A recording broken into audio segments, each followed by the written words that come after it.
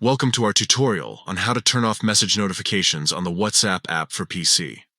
If you're tired of constant distractions from incoming messages while working or browsing, this guide is for you.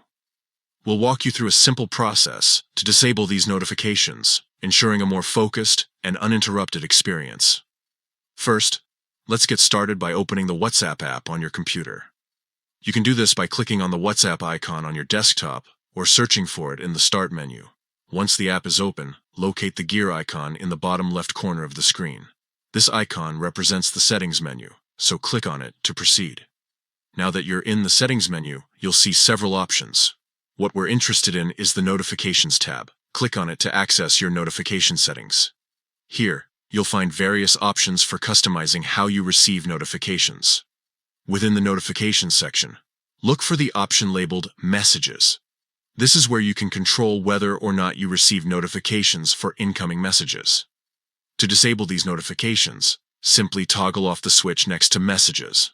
This action will prevent any message notifications from popping up on your screen, allowing you to work or browse without interruptions.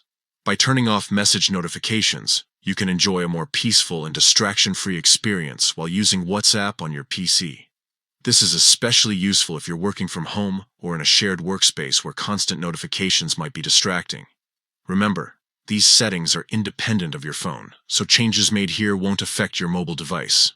If you need to mute specific chats or groups, you can do so by opening the chat, clicking on the chat name, and selecting the Mute option. That's it. You've successfully turned off message notifications on the WhatsApp app for PC. If you have any other questions or need further assistance, feel free to leave a comment below.